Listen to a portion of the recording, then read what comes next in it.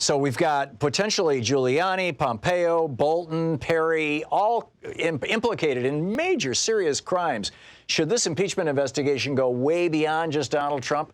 Check it out. Leave your comments, ding the bell, share it with your friends, and subscribe to our channel. Carlin, another old friend of mine, he's the editor of BuzzFlash.com, which has been revived now. It used to be one of the top progressive websites and is moving in that direction again. BuzzFlash.com.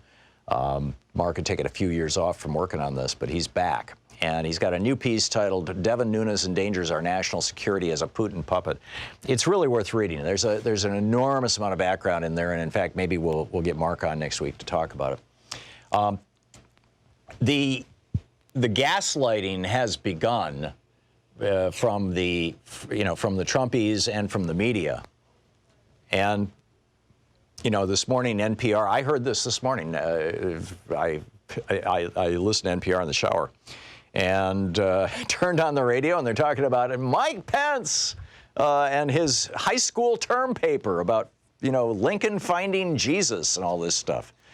I mean, it was just get ready for this wonderful man, President Pence. He might be coming. And if he's not coming, he might be running for president in 2024, or, he's such a good man. And of course, all over the media, this is good news for Trump. Everything's good. In fact, over on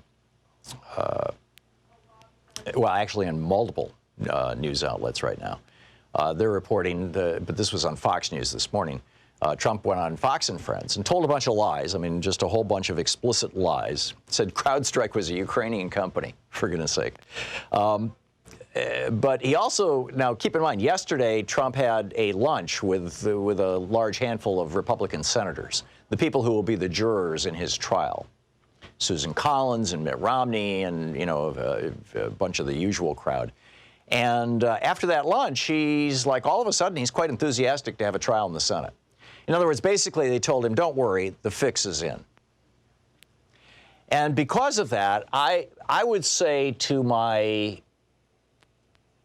I was going to say my Democratic colleagues, but I'm not a member of Congress. How would you say it?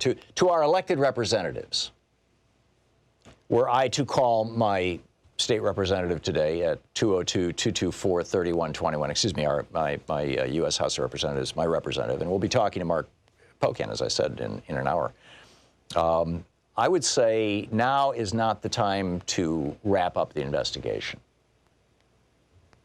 They already have their narrative about, well, there was no quid pro quo, the aid got released, the president of Ukraine will not say that there was a quid pro quo. So, I mean, there's so much going on here. This White House refusing to, basically defying Congress. I think Congress just needs to declare an all-out war is the wrong, I hate that metaphor.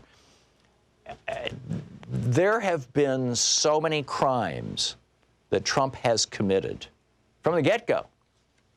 The get-go was the whole emoluments clause thing, which appears twice in the Constitution. Where it talks about compensation for the president, it says he'll receive a salary and no other emolument.